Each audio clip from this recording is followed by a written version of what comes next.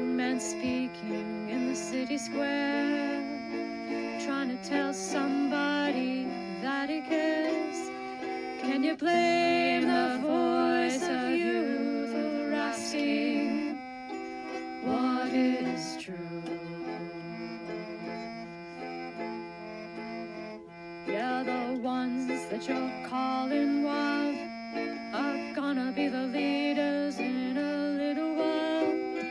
When will the lonely voice of youth cry, what is true? This our world's waking to a newborn babe, and I solemnly swear it'll be their way. You better help that voice of youth find what is true. And the lonely voice of youth cries, what is true?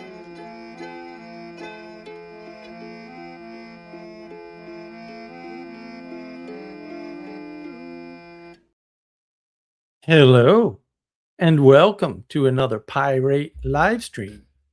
We are live to be live. That's what we do. At least on Fridays at 7 p.m. Eastern. Pretty much all Fridays at 7 p.m. Eastern. Boy, we do a lot of these. And Yar indeed. I agree with the Yar. This block of 3, sort of easy for me. Thanks, Ixnon. Was Ixnon's idea, right? And we did objectivism. We're doing materialism. Next one will be individualism. I'll explain the 3 deadly isms, if you want to put it that way.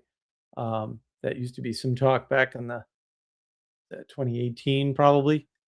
But before we get into that, we got our Sam Pal. I hope you guys have some suitable drink. We got a Muppet mug. Everybody should have a Muppet mug. If not, link below. Buy a Muppet mug. Should have one to remind yourself to consider. And then we've got some lovely mint tea in our skull mug. And of course, we've got our captain's mug full of Bear Claw from Table Rock Tea, baby. It's our favorite American tea company in the world. Table Rock Tea. Beautiful. Nice, hearty, musty smell to Bear Claw. Beautiful stuff. It's been a weird week. I think what's being revealed now is that if you divide things up into arbitrary parts, you can put them together to validate or justify any kind of narrative you want about, say, Jeffrey Epstein, absent all evidence. And the ability of people to put things together or to see when other people have put things together incorrectly seems to now be completely non-existent. You really can't explain things to people. No one's doing any research. Everyone's just finding what they want when they sift through things and then saying, this totally supports my narrative, even when the opposite is the reality of the situation. And it is that inability to deal with reality. And that's not because of being stuck somehow. It's actually because of the nature of how we're thinking about the world through materialism. So let's take out our favorite text, read all of Taleb's books, including this one, and we'll turn to a random page. And of course, we get in the matters ontological section. You exist if and only if you are free to do things without a visible objective, with no justification, and above all, outside the dictatorship of someone else's narrative. I don't know how this works out every time, but every time it works out. Can confirm. Very interesting. And just a programming note, I pulled the Rumble stream today to try the Facebook live stream because Rumble was not pulling any numbers. And I have to be judicious because we don't have infinite feed access. I can only do 3 feeds. So it's just just YouTube, X, and Facebook today.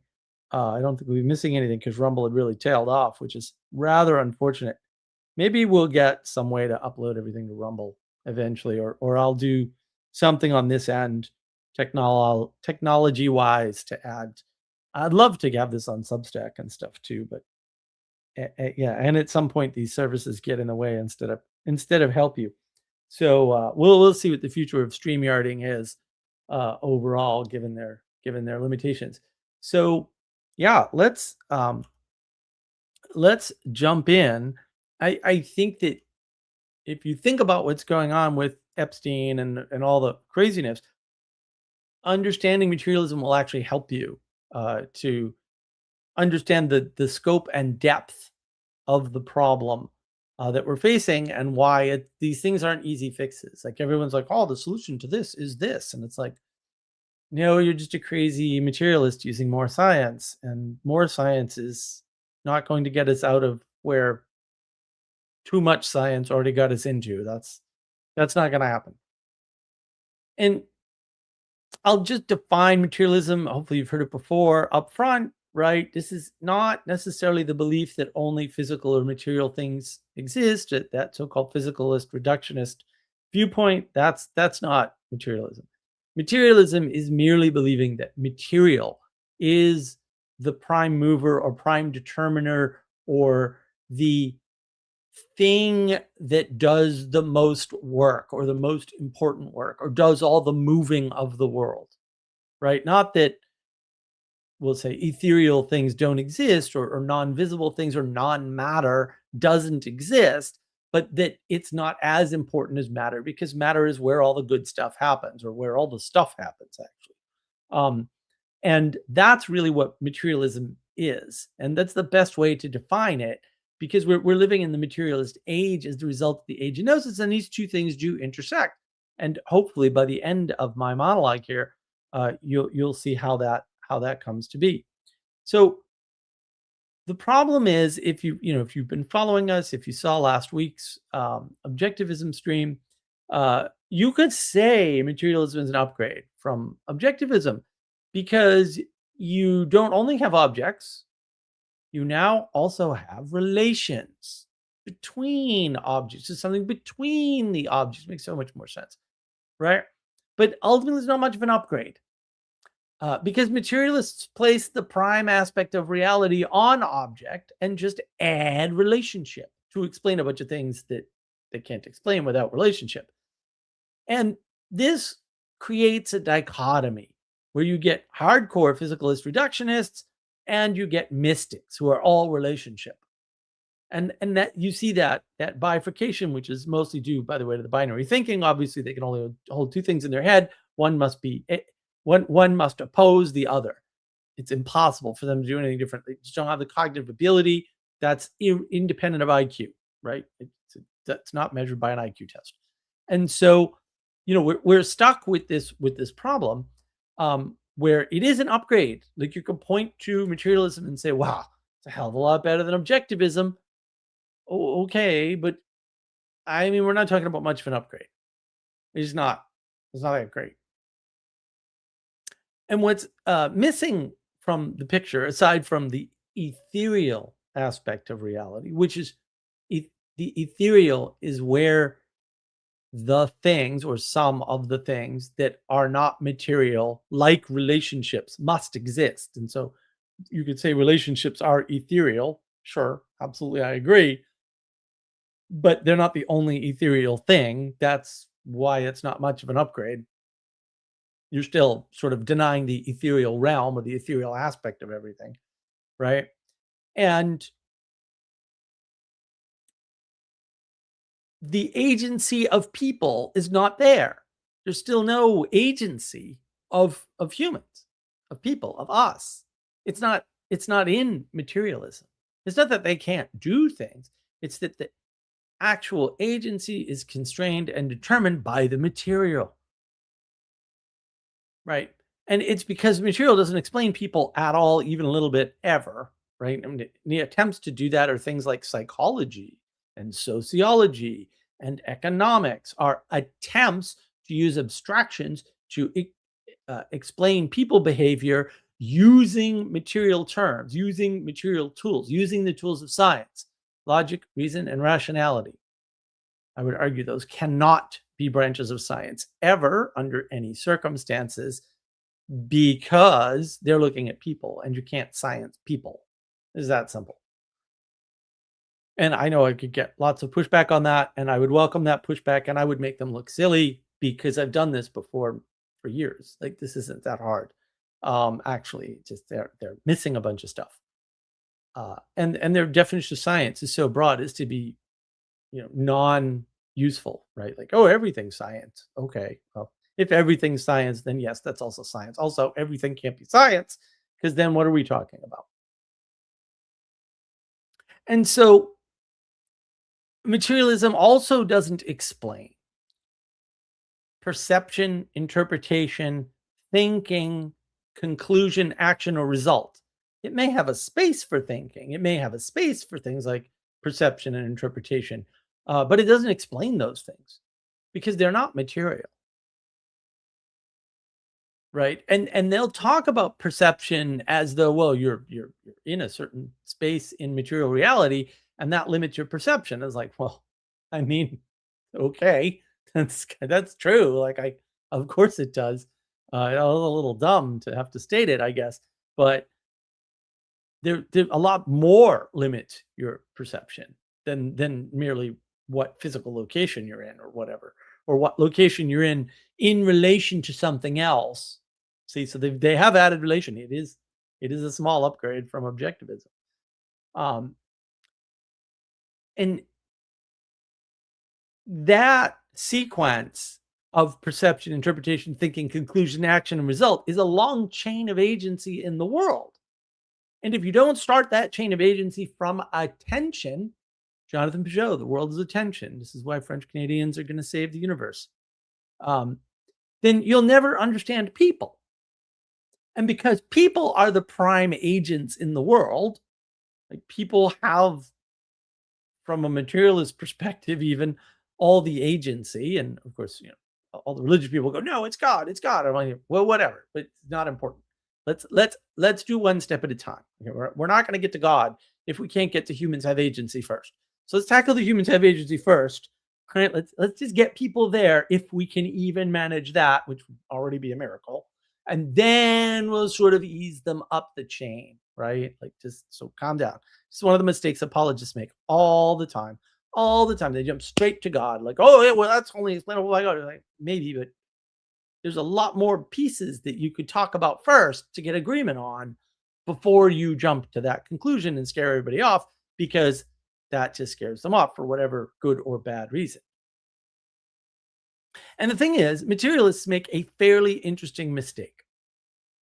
The material in any form, surrounded or framed, framed by any other thing, has some universal ability. It's almost as if the material as an object exists in the same material state, irrespective of the relationships. So, lead paint, for example. Lead is very dangerous. Don't put it on your face as makeup. Took us a while to figure that one out, right? Don't use lead on hats. You'll go mad, right? But lead paint is actually not dangerous at all once it's been painted with, it's been used and dried. It's not even remotely dangerous. I mean, yes, if you eat it, which is what the Chicago lawsuit was all about, by the way, which begs the question, why did we get rid of lead paint? Lead paint's wonderful. As long as you don't eat it, it's really not dangerous, right? But again, if you put lead in other chemicals, put it on your face, very dangerous, sure.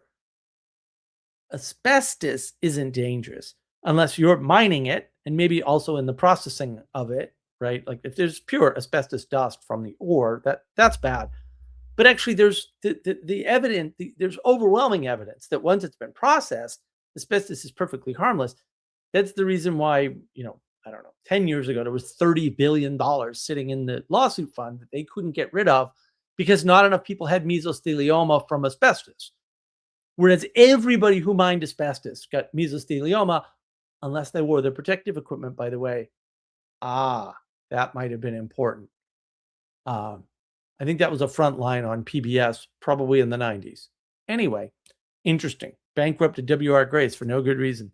Bad judges, bad judges. So once something like asbestos is in the insulation, it's not an issue anymore.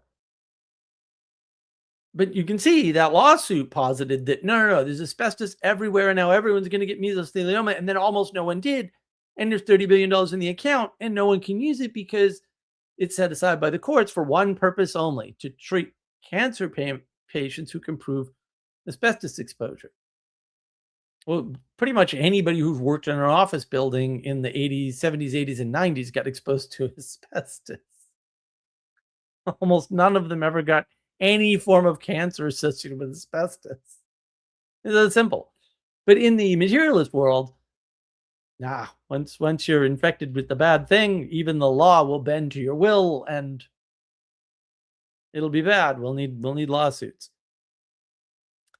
So the bad or the good thing about the object in materialism is universal and doesn't actually depend upon the relationships.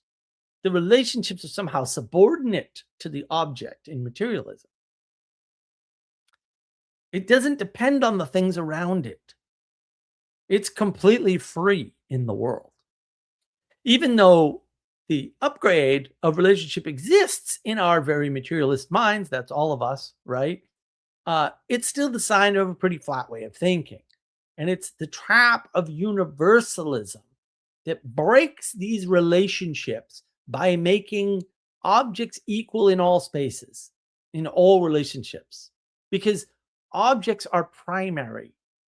That's what I mean by primary. The relationship of the object of the world doesn't really matter. What matters is asbestos causes cancer. What matters is that lead causes low IQs. That's what matters. That's what's important. That's how we view the world, as though these objects are imposing agency and will upon the world, irrespective of their relationships. But we have relationships now. Materialists believe in relationships. A few of them even believe in the ethereal realm and other things in the ethereal realm of relationships, things like thought and consciousness. But again, it's just not much of an upgrade. And you can see that universalism, that equality doctrine, just sneaking right in there.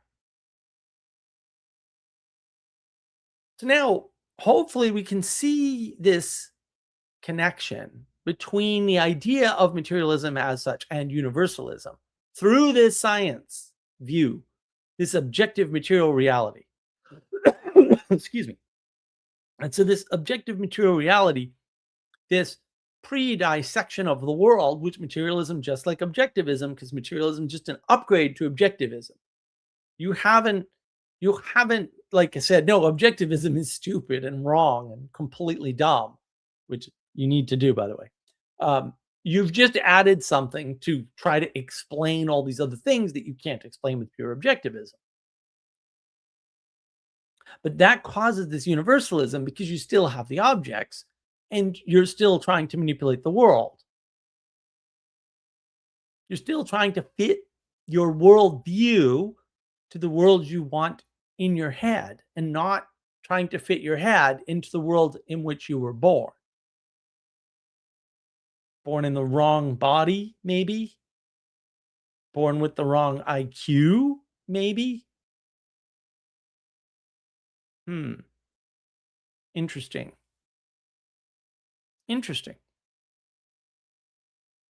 Material, after all, is everywhere. So in a way, material is universal because everywhere you go, there's material. You're made up of material. Material, can't really get around it. It's kind of universal in that way. It has that relationship to universality. And that relationship changes, by the way, it's no longer universal. Just saying. And again, the impacts of something like lead in makeup are fairly universal. Almost everybody dies of lead poisoning.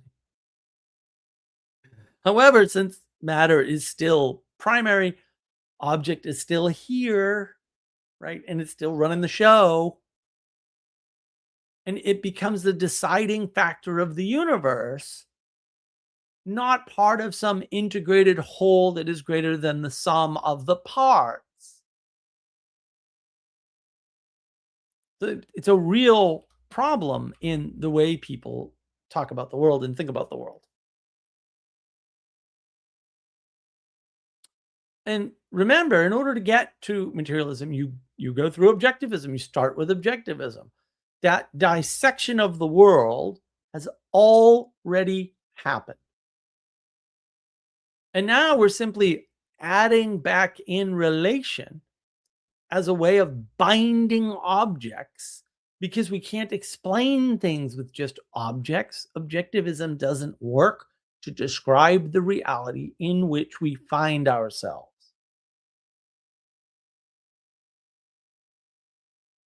And sadly, having material as primary and universal also doesn't explain really anything. And so what happens is you have what we have now. Some people will call it the age, the end of modernity, or the failure of modernity, or the beginning of postmodernism, or maybe the postmodernism. Right? You have what I call the end of materialism. Like the materialism as a way of explaining the world has failed and has continued to fail. It's not working anymore. There's too many things going on that we had good theories that looked like materialism was explaining perfectly, and then they went completely left field, and now we don't know. They released the JFK files, and none of the theories were forwarded in the JFK files, but they were all given more credence than they had before. It was definitely the CIA and Cuba together conspiring with the Russians to make sure JFK died through ancient aliens. All of that is in there. And did we learn that lesson? No, we released the Epstein files. What were we really expecting here? But the materialism doesn't explain it. The facts and evidence pieced together from emails and testimony don't really explain what happened at all. But they can justify any number of different theories. That's not better, but it is worse. So there's that. But that's what you get when you try to explain the world with materialism.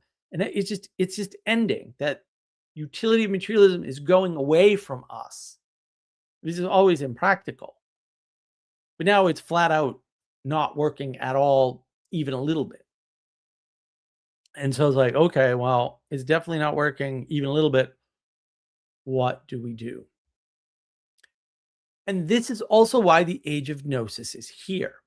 We are treating the world as objects, just like in objectivism. Materialism still does that. And the reason why we're doing this is so that we can have the world. We can have the world, not just have an understanding of something, because what good's an understanding of something if you can't do anything about it? Well, for some people, maybe that's sufficient, but for most people, no. They want to have an understanding so that they can do something about it. A pragmatist has a healthier relationship. A pragmatist says, well, I can't do anything about that, so I don't need to understand it, and I can free up that brain power to do something useful in the world. Way better way to go. And so in materialism, you have to describe objects and explain how things interrelate, right? The relationships. And so you have to treat words, which is how you communicate your materialism, like they represent universal objects. And that's the age of gnosis. Knowledge as propositions as the highest value. Because material is the highest value, and words describe material and allow you to have the material in a way that gives you understanding of the material in a way that you can move the relationships of that material. So you can, for example, without a government, just change the way the economy works, call it economics. Socialism is an economic theory. No, it's not. It's a governmental theory. It has nothing to do with economics. Wealth redistribution is not economics. Wealth redistribution is government tyranny, technically. It's a government. It's a governance issue. It's a style of government. And who's going to do all that moving of wealth? See the trick of socialism. It's a wonderful video. Explain this trick. But we tell people about socialism and the way that it works because we want to have that type of a world. We describe the world we want to have. I want to be the rebels in Star Wars Andor. I want to fight the evil empire. Oh, look, the government's doing something. I want to fight the evil empire. Maybe the government's the evil empire and I can fight them. And I'll be a hero like I saw on the big screen. I'm just acting out the myth of World War II. More myth of World War II videos coming, by the way.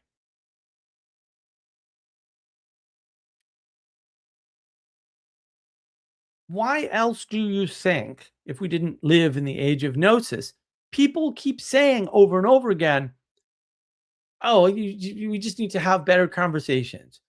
Oh, no, debates. Debate is the way. Oh, no, we need to read better books.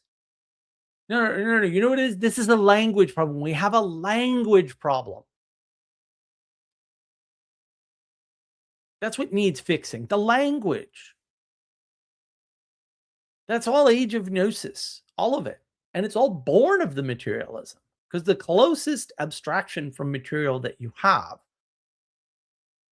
are words. I can describe my laptop. I can transport my laptop to you in a way by describing what kind of laptop it is and what features it has and the specifications. And that may even impress you if you're a computer geek, easily impressed by such things, although it's rather impressive. It has 2 video cards, 2 GPUs, insane laptop. It might be impressive.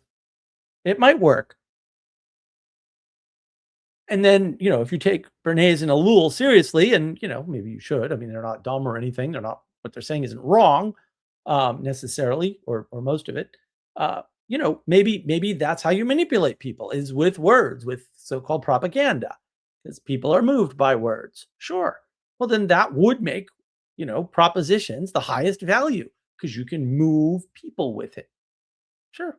Absolutely. I'd rather have servants than gold.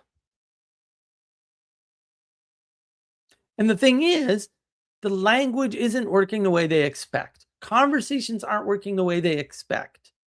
The internet isn't working the way they expect or want or require for them to be right about the world. And therefore, the thing that's broken are these other competing sources of propositions or narratives. That's another word people use. Narrative. Oh, yeah, you're an age of Gnosis believer. And I'm not saying that so-called narrative isn't important. I will say, whoever people using the word narrative don't usually have a good definition of it. And they really should. And I of course, have a video on that, right? It's story, narrative, archetype. Maybe I'll do some Fridays on that, some live streams on that. So what matters switches from matter to the relationships because the matter's not working. The language isn't working, right? So we've got a relationship. So one example of this relationship thing is, well, if we just all had empathy for one another. Empathy, whatever you think about, we'll say the veracity of the definitions people are using, all garbage. Empathy is not good unless you're a mother with a child under the age of 5. Otherwise, it's no good. Empathy is talking about the relationship you have with someone or something else. If we want to have peace in this world, we all just need to have empathy towards one another. Yeah, I guess in theory, something like that would work if the world weren't anything like the world that we're in. Then we've got some small chance. But you're still keeping the having mode. You need to have empathy. I have empathy. Therefore, I'm better than you, by the way, because I have the empathy. Because that's a proposition that I have. And very valuable. And if we can just control that relationship in others, we do that explicitly by saying, if everybody had empathy, okay, who's going to enforce people having empathy? Who's going to measure whether or not people have empathy? And when they don't have empathy, what are those people going to do? See the hidden governance that has to happen? You can hear it. Oh, wait, they're talking about people on their own spontaneously just doing something without any coercion or cajoling or incentive or disincentive at all. They don't mention those things because that would be force. And they don't want to be seen as tyrants. But they are. Maybe they don't know that about themselves, to be fair. Also, I have no interest in being fair to these people. They can burn in hell. That's fine with me. I know what you're up to, even if you don't. And all those relationships in materialism get reduced to properties and then smashed together to conform to a pre-chosen idea of the world. In other words, your worldview. That's what happens. People just pick and choose the things they want to be true and how they want them to relate to get the outcome that they expect. A great example of this, I heard this, not this Friday, but the prior Friday. Somebody said Bitcoin solves greed. And I was like, what? Bitcoin solves greed? How? And this is one of those guys who talks about Michael Saylor all the time. Like, Michael Saylor owns all the Bitcoin, bro. Like, he's the single largest holder of Bitcoin. He's a pretty greedy guy. I don't know what you're talking about here. How does it solve greed? How does this help? Because they see it as help from above without realizing it in their wild materialism. And so that worldview is justified by, well, currency is fiat, but Bitcoin somehow is not fiat, even though if Bitcoin is anything, it's second order effect fiat. It's twice as fiat as a dollar, at least. I don't know where they're getting these calculations from. Bitcoin is the most flaky thing. And then I'm not even like against Bitcoin. I'm just saying of all the things Bitcoin is, it's fiat for sure. It's just a random representation that also burns a lot of electricity. Not only of your electricity, but of other people's electricity. It's way worse. And see, that's sort of the problem, is that they're materialists, but they have this non-material thing and they've created a relation to it. And then they've said, here are the relations that Bitcoin has to the world. I was like, but none of the relations you're talking about, like, oh, Bitcoin doesn't correlate with the dollar. Those don't manifest.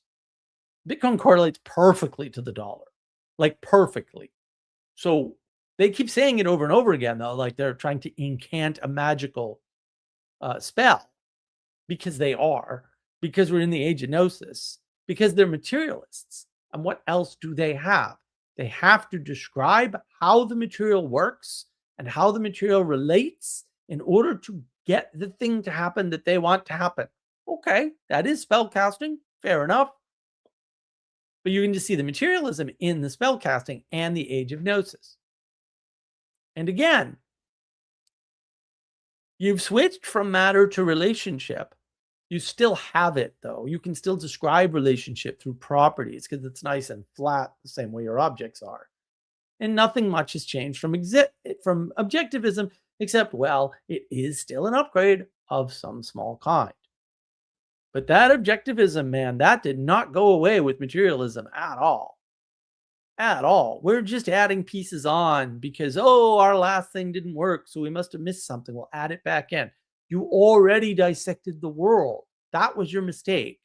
Adding things back in after they've been dissected is never going to work, ever. Ever. You can try it with any actual material object, by the way. You will notice really fast that that's true. You can take your laptop apart completely and carve it into arbitrary parts and then try to put them back together. It ain't going to be the same. It may even work mostly, kind of. Personally, if I take something apart and I don't have an extra screw at the end, I think I've done something wrong. Should always have an extra screw at the end. And I nearly always did. But, it's good news. Since we are so used to measuring objects, after all, we created them, right? We did the dissection to create the objects, and we're used to measuring them because now we can measure relationships too. Because we're treating the objects the same way we treated the relationships. So materialism doesn't change much. It's like you're getting a tool upgrade. You get the same tools of logic, reason, and rationality. You're just applying them to relationships. You can now categorize those relationships because they're properties. Ontology to the rescue. Science wins again. Look at that. Science helps us once again. Right? We can keep our science, and then it can still be, no longer the handmaiden of religion. Immanuel Kant's dream come. What an idiot. Guy's such a moron. It's unbelievable anybody listened to anything he said ever.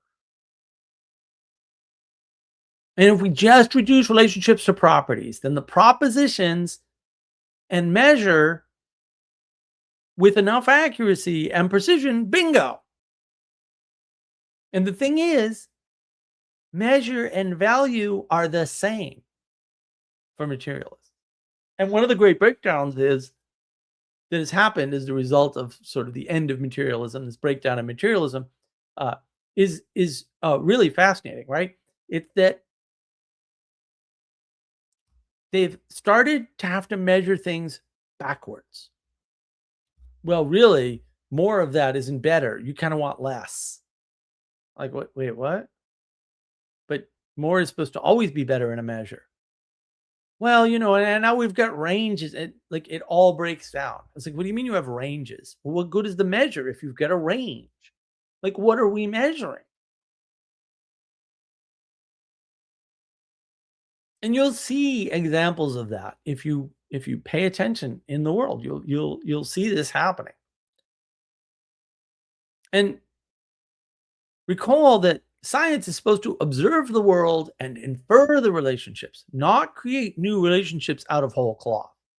And you can argue, you can say, sure, Mark, but we come up with new medicines and stuff all the time, and make up these new relationships. Sure, after the work is done, after the research is done, after the science is done, the engineering, not the science, the engineering goes in and tries to make relationships work that the science indicates would be helpful. Sure, that happens sometimes. More often, they just do it randomly with intuition, but the scientists take credit when they have none to take. And that wasn't what I described. What I described is science is pretending like it can just tell you what the relationship should be without doing any actual observation. And that's why it's really not the end of history, but the beginning of history, right? Because people are pretending like true socialism hasn't been tried. We have no idea what this medicine will do to somebody. It could have huge negative side effects, even though we've been using it on people and livestock for 50 years. That's the beginning of history, not the end. You're pretending like you don't have any of the information from the past that could inform you as to what you can do today and what might be useful in the future. That's what we're acting like. We're acting like everything is new because true socialism hasn't been tried. Like, nobody's ever thought, you know what? We could solve homelessness by just buying everybody a house or renting them an apartment. No one ever came up with that before you did yesterday. I'm sure it hasn't been tried at least a dozen times. We just pay everybody just over the living wage, which is already a PSYOP average garbage that never worked. You get like everybody would be happier and there'd be human flavor. No one ever tried UBI before, ever in history. Dozens, whole white papers have been written, whole white papers on why it failed, why it will continue to fail, the exact mechanism, and how there's no solution to that mechanism. It's actually written down in their stupid science. And you talk to these science retards, and they're going to tell you, oh no, UBI is a good idea. Well, your science and your scientific methods say it's not, buddy. So I don't know what you're smoking, but you got to share that because wow, that's a powerful delusion.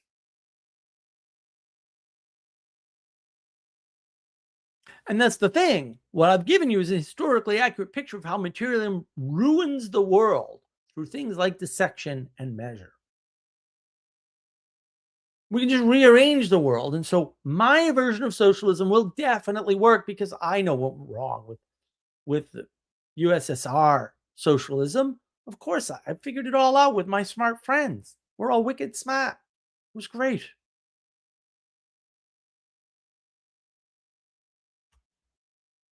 So hopefully now spotting materialism for you will be easy, right? I'm trying to have something, even just an answer. I want to have an answer to this. Oh, okay, materialist.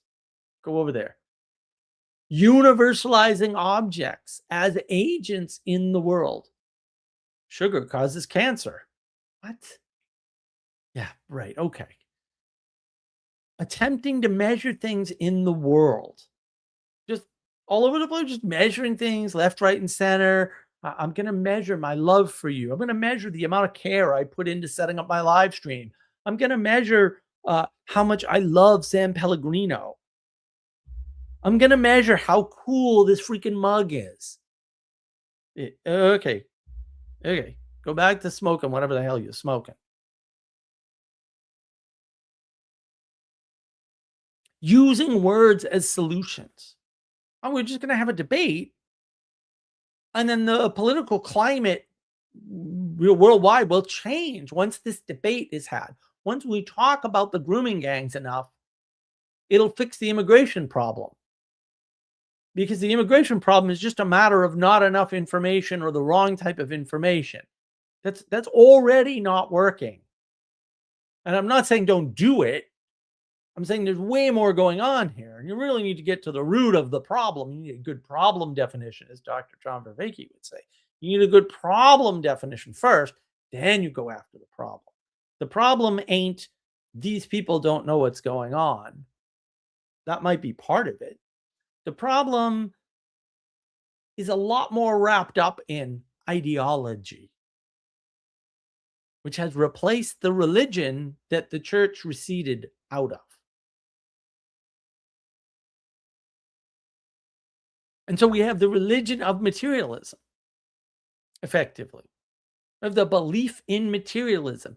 Well, if we just take the poor people out of the poor country and put them in the wealthy country, they will automatically adopt the virtues and values and customs and culture of that new country because it's the country and the conditions in the country that caused their problem. That's materialism. It's also been tried because we're at the beginning of history, apparently, not the end. I don't know why people see the end of history and describing the beginning of history. I'm like, are you guys okay? Do you not understand what you're saying? They don't, by the way, because they're materialists. Or they're trying to use the words to make the thing happen the way they want it to happen instead of using the words to describe what's going on. That's the same problem science runs into. It no longer wants to observe the world. It wants to tell you how the world can be. But you don't know how the world can be. The whole purpose of science was to discover how the world is. And you haven't even done that yet. You've done some of the work. Fair enough. But like, I got a long way to go. Still can't tell scientifically how bumblebees fly. So what are we doing? And you want to tell me, you know, why galaxies cluster and let's start with the bumblebee, buddy. And if you can get that down, maybe I'll listen to you about the orbits of the planets or something someday. But no bumblebee, no mas.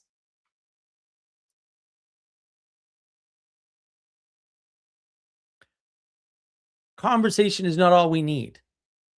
My YouTube channel, as brilliant as it may be, or maybe not, is not going to fix the problem. That's not designed to fix the problem, by the way. It's not designed to address an issue en masse in that way. The only en masse issue I can sort of address is, hopefully, in speaking to a large enough audience, enough people will get enough of it to get out of the materialism. They'll be able to spot when they're being manipulated by the materialism. Right? Propaganda, anyone? If they only read these old books, what are you talking about? All of this ignores human behavior, because human behavior is ethereal and it's guided by ethereal things. And those ethereal things are not relationships. The relationships you make, the relationships you have, and how they unfold are not guided by themselves, and they're not guided by objects. Sorry. Horrible day for materialists if they ever realize that. And it's interesting. I mean, the attraction of postmodernism is exactly that. Oh, well, we'll just rewrite the frame. We don't care what frame the author gave us. We'll rewrite the frame so that Moby Dick is a lesbian love story about how love of the whale can save you from its wrath in the middle of the ocean.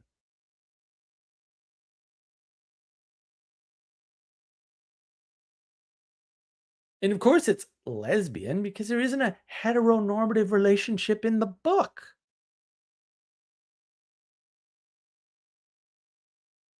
I can just rewrite the whole framing of the book. No problem. There's no meaning crisis in there. That's all lesbian salvation.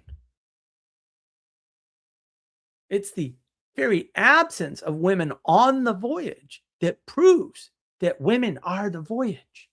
I can play this game all day. It's just a dumb game, and I don't particularly like it, and it's too easy to win. But Moby Dick is about human behavior.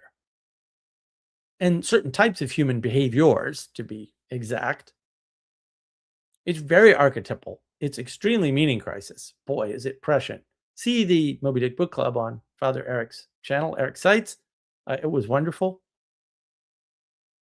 But if you don't understand the history, you don't understand what was going on at the time, the book won't make as much sense, and you reading it won't help you at all. So if you go off and read it and don't understand any of the history of the time period in which it was being written, wow.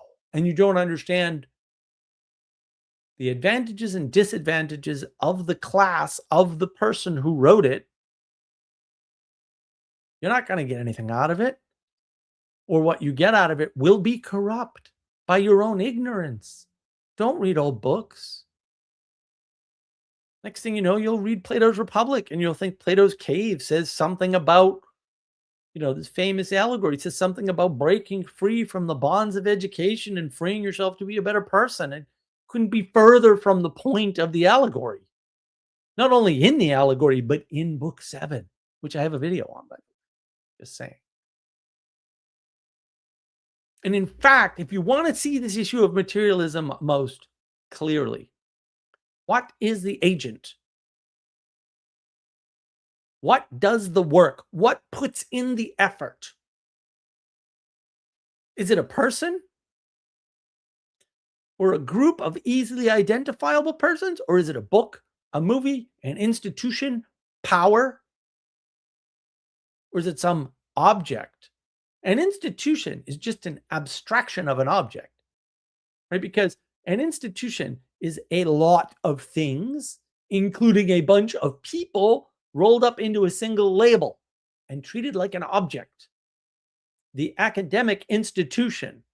Okay, do you mean the community college that doesn't have any humanities and threw out the lesbian basket weaving course professor? Or do you mean Harvard that's all in on that nonsense? Because I'm I'm okay with these guys and I'm not okay with these guys. Is that the academic institution? Because I'm a little confused. I'm a little confused.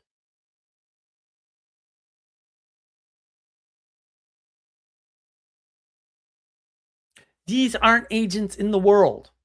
An institution isn't an agent in the world. Not that it doesn't have influence, not that it doesn't have a certain degree of control, not that it doesn't manipulate and move the world, but it's not an agent and it's not moving the world. The agents inside it are moving it. And that movement has an effect on the world, but you're not going to fix the problem if you say it's the institutions or it's an institution, because all you can do then is destroy it. Destruction's easy, by the way. The rebels always get their wins.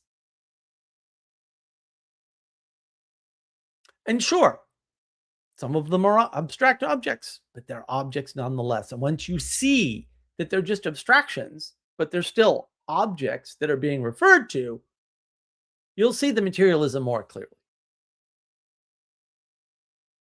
And the thing is, materialists are convinced that all of the solutions are just a difference of material or the arrangements, relationships, relations of materials. Jordan Peterson doesn't want to bring down the academic institutions. He wants to compete with them with a flatter system. And I'm like, but we increase the amount of education and we got this bad result. And your solution is more education. I don't know how you logically. This is why I hate materialists. They're bad at logic. They think they're good at logic. They're terrible, terrible at logic. Awful. Just the worst. Reason? Oh, forget it. They don't have any of that. Rationality, they have plenty of rationality. They just don't wield it very well. They're not very rational creatures. But they think they are, which is dangerous. When you think you're really good at something and you're not good at it, yeah, that's most of the science crowd.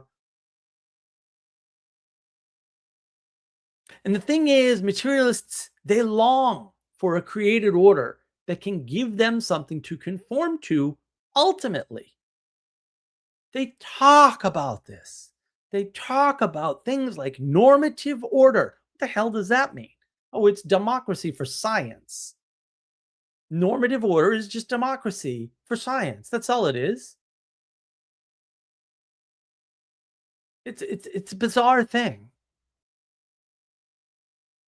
That's all they want to do. Well, most people agree, and therefore that must be reality because most of us can agree on reality. What? No, that's not logical. That's not reasonable or rational. That's crazy talk. The Cauchy distribution, that Pareto distribution still applies, guys. You're still going to need to refer to the top 10 or top 1% in any domain. You can't just say, oh, the majority of people knows reality best. Of course, that can't be true.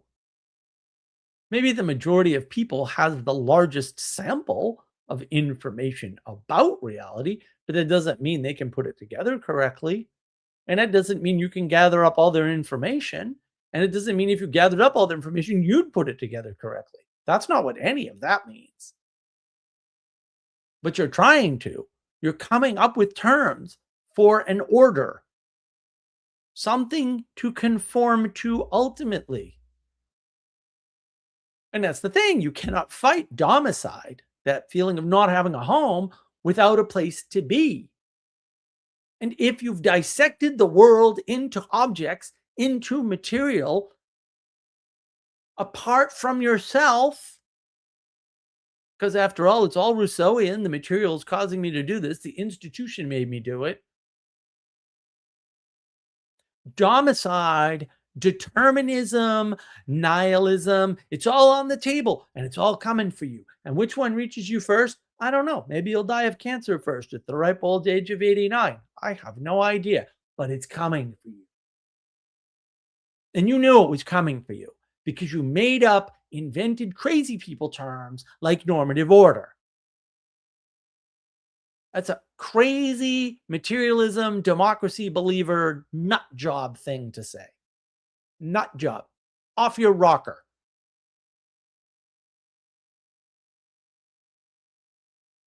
But they need that. They need to fight domicide as materialists. They need some kind of order. They're just going to put some fancy name in front of it, some fancy word in front of it, and call it the blah order. That's what they're going to do. Because they don't like reality the way it's observed, because it's so imperfect. And it's so full of trade offs. So, what do we do? How do we fight the materialism? We're all kind of drowning in it. We're drowning in algo. Algo is an object in the world that has agency over your YouTube channel, over your Twitter feed. Like, crazy talk. What we need to do is accept first, and then understand human behavior as the thing that motivates agents to actions.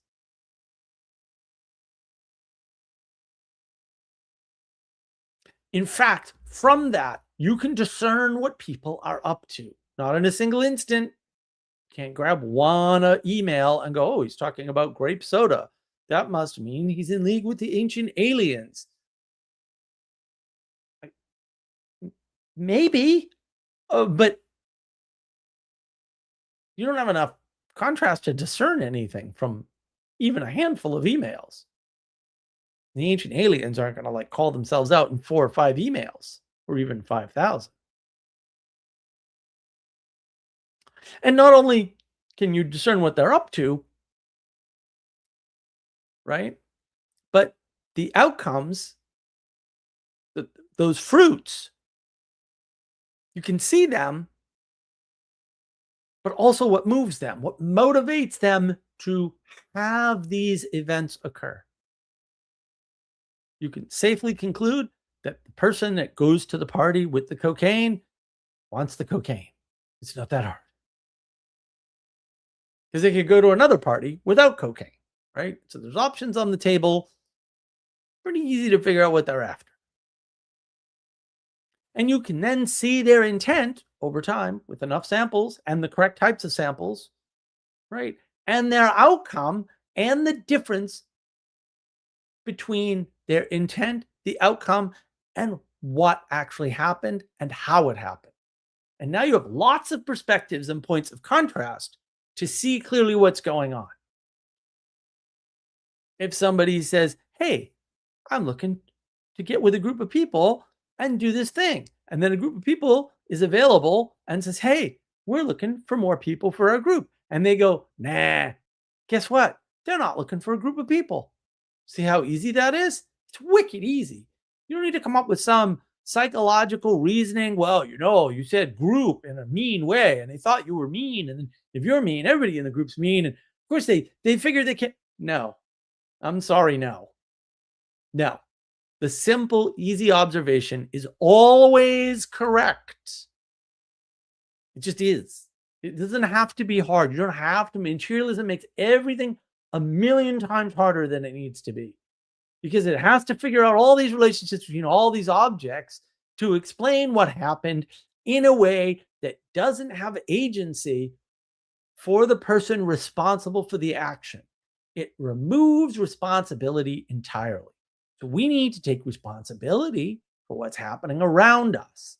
Not that you can make your spouse a better person by being more responsible, right? But you can take some responsibility for how badly things went. You can say, hey, I didn't have a spare tire in my car. And so when I blew my tire and I was out stuck for 3 hours, it didn't have to be that way. I was being somewhat irresponsible. Still would have blown the tire. Still wouldn't have gotten where I was going at the time I thought I'd get there. But you know what? Part of that is my fault. The thing is, we need to see where we are in the world and where we can go in the world and why that's valuable. If your value is the measure of the objects in the world, you're screwed. Could be utilitarianism, right? It could lead to some sort of economic sort of frame, a political frame, or a legalistic frame of value, because all of those are functions of materialism. Just see yourself and others as integrated parts of a greater whole, as in the whole is greater than the sum of the parts.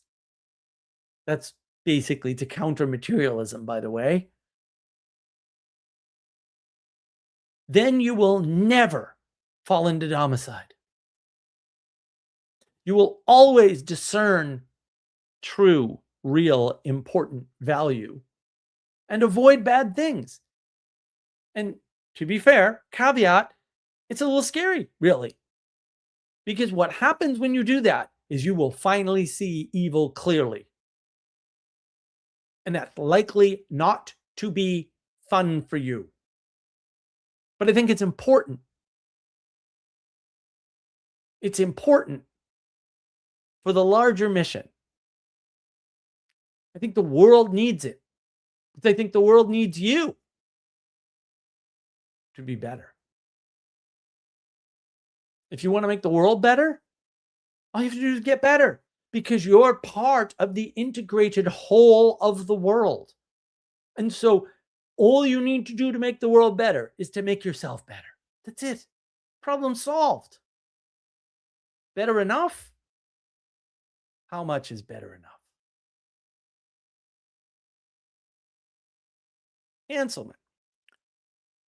Reality is spirit differentiation, individual difference in humans, contra to the materialist tendency to regard humans as merely part of a mass, a herd. No, humans are outside of reality for materialists. Yes. I'm so glad to see you, sir. I'm glad you made it. You tell everybody how awesome my channel is and that they should stop shadow banning me. Anselman, I heard a producer made it about race relations. Well, no. It's a mess. Storytelling is a mess. The fundamental problem is storytelling is a mess. We don't have anybody who knows how to tell a good story. I have. Did I record that? I think I recorded a video. I've recorded there's 3 videos ready to go, but 2 of them are still in editing. Yeah, I did record this. I talk about Andor in particular too, by the way. Anselman, Father Eric's name comes to mind, a British comic actor, Eric Sykes. He spells it Sites. Different spelling, slightly different pronunciation. Ixnon, don't read any books by yourself. Yes, thank you, sir. That is correct. Also, don't try to do live streams by yourself. Ask Ixnon what your next 3 live stream should be about, and get a nice vacation from having to stress about topics. Anselman, can I self-identify to get on the lesbian basket weaver course? You kind of have to. I thought you knew that. That's the trick. Once you make identity personal, you can ascribe, as the author, right, in postmodernism, you can ascribe any identity to any character at any time for any reason or no reason at all, under the justification that you're not doing it. They're self-identifying. See, this self-identity is such a pernicious problem. I couldn't do a video on it because it's just, there's too many things going on that are, we'll say, pure evil. And it's a self-identification is a big issue. It's definitely plaguing writing as such. Not even to tell you can. Yeah, well, that's what I've had enough edumacation. Edumacation is the correct term, sir. I love that term. I use it all the time. And so I don't want to be an 89-year-old falling off your rocker. Yeah, well, maybe that's unavoidable at some level. So, yeah, that's my little spiel there on materialism. Hopefully you can see it now. See it at least a little bit more clearly. It really is kind of freaking everywhere. But if you have any questions or you want to come on camera, you're welcome to jump on in.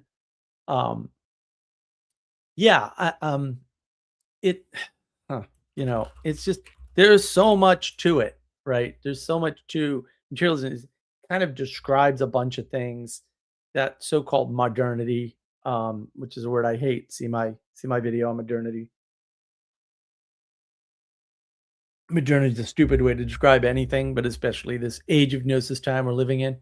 Um, but hopefully, after listening to the monologue, you'll kind of get a sense for what materialism is, how pervasive it is, what to do about it, right? I mean, ultimately, when you see materialists, you just got to be careful when you talk to them and run the other way, right? And because ultimately, that's all you have is running away from materialists because they're all crazy people. Um, They can't help it. I mean, a lot of them, they have a limited worldview, they have a limited way of engaging with the world, and there's not much they can do about it. Your cognition is limited, and they're the dumb ones on the playground, basically. And it's too bad when they like have whole YouTube channels. And I know I got my part two of my Boghossian and Wright breakdown there, and, boy, what a mess that second half of that conversation devolved into. I feel bad for both those guys, and I don't feel bad for doing the video because, again, I've reached out to both of them, and they just refuse to engage at all, and I'm like, "Well, I mean, if you're gonna refuse to engage, you're gonna mark yourself off as an enemy, and then you gotta now you gotta expect to be attacked." Although, to be fair, I don't think I was attacking them at all, and I am trying to help them, but I wish I could have helped them sooner by talking to them directly, but they don't want to play that game. They say they want to play that game, but if you actually present them with the opportunity to play that game, they're out. They're out. They're totally out. They want nothing to do with it. And I don't blame them. If I were as dumb as them, I would also be out when someone asked me an important, intelligent question about my work. I would also do the same thing. I mean, I totally get it. But yeah. What we got? Anybody else see materialism in the world better now after that spiel?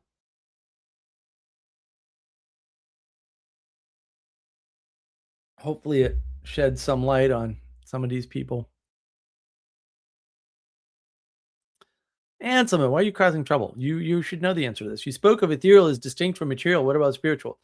Look, man, okay, like I'll go over this again for you, Anselman. I'm just trying to secularize everything on purpose. I know what I'm doing. You can just in your head, every time I say ethereal, just go spiritual. It'll be fine. It'll work better for you. But this is the problem. It won't work at all for meaning crisis people or crisis of faith people who fell too far down the well of the meaning crisis. It's not going to work for them at all. They're going to say spiritual, and they're either going to go evil hippies, which is valid, by the way, because all hippies are evil, can confirm, or they're just going to shut their brain off and say that you're a kook. But ethereal is one of those words that they need to use. That's why there was ether not too long ago in the sciences that came out of science. What were they talking about? They were talking about spirit. They just needed a different word. I'm just co-opting their vocabulary and using it against them. Don't mind me. Shh, don't tell them, by the way. If they figure it out, they'll get you all upset.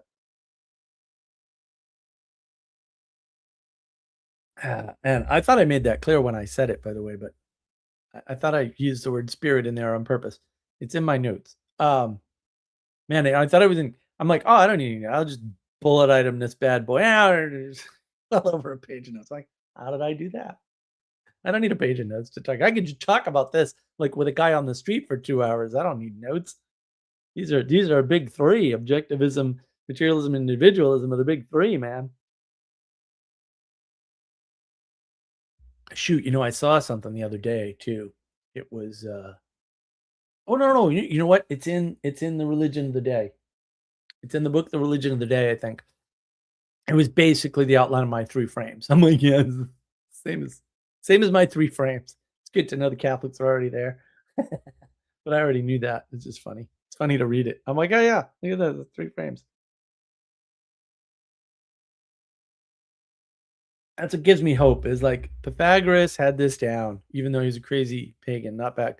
Um, yeah, the upgrade to 3 is huge. And once you kind of see the binary thinking, I'm gonna have to do a live stream on binary thinking at some point. But once you kind of see the binary thinking problem and how people are stuck and they can't get to the number 3 technically, like actually, right? It's funny to watch. And then it's like, well, because this is the problem. What do we do with those people? right? We clearly, I cannot choose the glass in front of me, right? I mean, you can't let them have YouTube channels. You can't let them go through the Epstein files. They're gonna grab bits and pieces from people who have had to admit they lied, and people who are actually trafficking children who weren't named Ghislaine Maxwell or Epstein, right? Like, now what? Now you're supporting the bad guys and giving them money, and what's going on? It's almost like there's an evil force and it's winning or something. I don't know. Ethereal warfare, anyway? What do you think? Can we name it ethereal warfare? Just to piss off all the Christians? Maybe that's what we'll do, just to make everybody angry. Why not? We're already shadow banned. We might as well be completely shadow banned. We might as well get completely cut off of everything. But yeah, I mean, I really want people to be able to see the materialism more clearly, we'll say. Because I think it's actually important to be able to recognize it, because once you recognize, you see all the downstream effects and the damage that it's causing, and you can get step out of the way, right? Like, you're not gonna stop it. That's fine, but at least get yourself out of harm's way. That would be that would be my recommendation, right? Get yourself out of harm's way. Because that seems to be the problem, is that people are not. They're not. They're sort of embracing the materialism, and it contributes to the recession of the church. And we can point to any number of things that sort of prove that. Um, one of the more interesting things that came up 3 hours ago on the Discord server was this idea that basically, because the monasteries are gone, and that was part of holding the interaction of medieval thought, right? Like, the monasteries are part of the medieval way of thinking about the world. That collapse, that loss, has been, taken over, right? By and the loss was strictly a financial loss, right? Like, that was motivated by money. Let's get rid of the monasteries because we can take all the money. Uh, to wage war, which is just even funnier if you can find such things amusing. Um, that then the government has to step in because the monasteries are gone. And oh, by the way, we destroyed the entire idea of governance, and have entered a new error, I would argue, of governance. And that's it's a big problem. It's a big problem. Lynn, good to see you, Lynn. I hope you're well. Matthew McConaughey, the actor. Oh yeah, that guy's interesting. Boy, what an interesting guy. Said something like, every person's story, even a star, has the same story. That must be materialism. But yeah, it's equality doctrine too, right? Because materialism leads to equality, right? And it tries to break out of equality, because if everything's equal, there's no order in the world, and everybody longs for order. And so you end up with this tension that you can't resolve. And yeah, I mean, I don't think that every person's story is the same. Of course, it's not the same. And part of the reason why it's not the same is because they're at different parts of the hierarchy. And Michaela Peterson's wonderful podcast she put out, I think it was yesterday, and I haven't finished it by any means, but am I halfway through? I think I'm more than halfway through now. Thank goodness. Oh yeah, I'm more than halfway through. I'm like 30 minutes from the end. But it's about mold illness, CIRS, chronic inflammatory response syndrome, which I have known for a while that I have. Although I don't think it's due to mold. Having said that, mold does not help the situation. Mine's almost certainly bacterial, and not Lyme disease either. The interesting thing about the podcast was she opens the podcast talking about how she started a VC firm, and then she moved to Miami, and then she got sick. And I was like, what? Who starts a VC firm? Like, what are you talking about? To start a VC firm, you've got to have an extra $10 million, right? So you got to have 20 million. You get 10 in the bank to, feed the lifestyle without having to work, because you're starting a firm, so like you can't start a full-time job and start a VC firm at the same time. I mean, maybe there are some exceptions, but most people can't do that. But then you have to fund the VC firm. So you, you're talking about somebody with $20 million here who's young. Like that story's not the same as mine. My story is not that, right? And so, yeah, you run into these problems.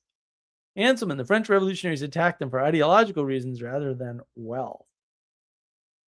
Well, again, they were trying to make the world equal because they thought the world was equal, because it sure looked from their perspective like the United States had pulled that off. That's just a misread by France. See the Frontier of Ideas. It's a good video. Adam's in it, so it's excellent, right? Likewise, the Bolsheviks. The Bolsheviks are so many problems for so many reasons. All revolutions have at least 3 factions, not 2.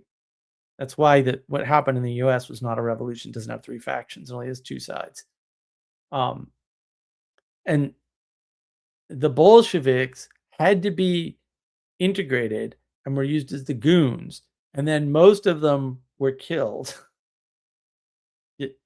You have to kill the people willing to kill the people in charge to have someone in charge.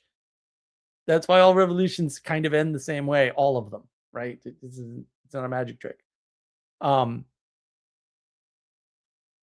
was so much going on there too. Like when you start to hear about the explicitness of the replacement of religion in the French Revolution, and you start to understand that, I don't know, the churches were basically threatened into silence in Soviet Russia, right? Oh, they have to remove the true top of the hierarchy and replace it with the government explicitly. But that all happened because the monasteries went away. And Henry VIII did to diminish the power of the papacy. Henry VIII is just Adam who ate the apple that Anne Boleyn's Eve gave him through Tyndale. And he was trying to justify a bunch of things. I mean, him getting out from under the power of the papacy destroyed the world. So I don't know. Maybe if we want to undestroy the world, we should undo that original sin. I'm just putting that out there. Seems to be correct logically. Ixnat. According to PVK, the French revolutionaries were also atheists. Golly, they were not atheists. That's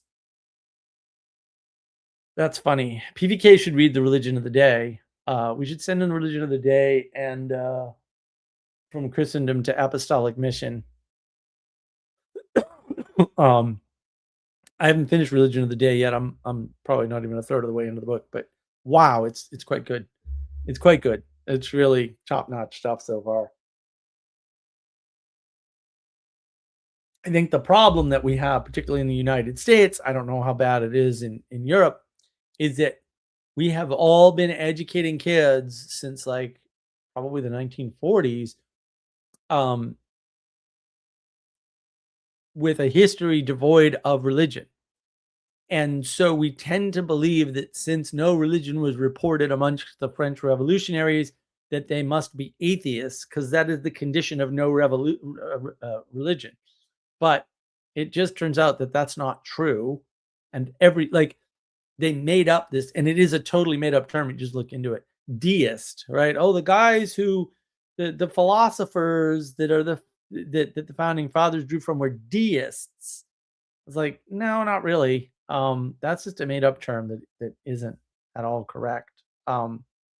They were believers and they wrote like that, which is why even that's even reflected in the founding documents. Anselman, Henry argued for annulment as his marriage with brother's widow was normally forbidden. Boleyn came later. Okay, but he doesn't have a way to break from the church until he reads Tyndale, and he doesn't do that until, or a justification for it, because Tyndale's work is something like, I forget the exact title. I have it in another video, right? But like the title of the book is something like the justification of a king's proper duty or something. Explicitly, like no, this is how kings are supposed to act. I, William Tyndale, know, because I got it from the place where my sun don't shine out my backside. Yeah, and that's sort of that's the problem. And that's when the Pope's argument, this isn't okay. The solution is still go back to Rome. Like, I don't like all the details of this, the materialist details are irrelevant. This is the materialism again, right? The solution is the same. I like actually what Mark Parker said, which is, the Catholics don't agree, which is true. The Catholics don't agree. But at least they're like, can do things together despite their disagreements. Yes, that is the advantage of going with Team Rome, right? And it's not an advantage you get in that way with the Orthodox.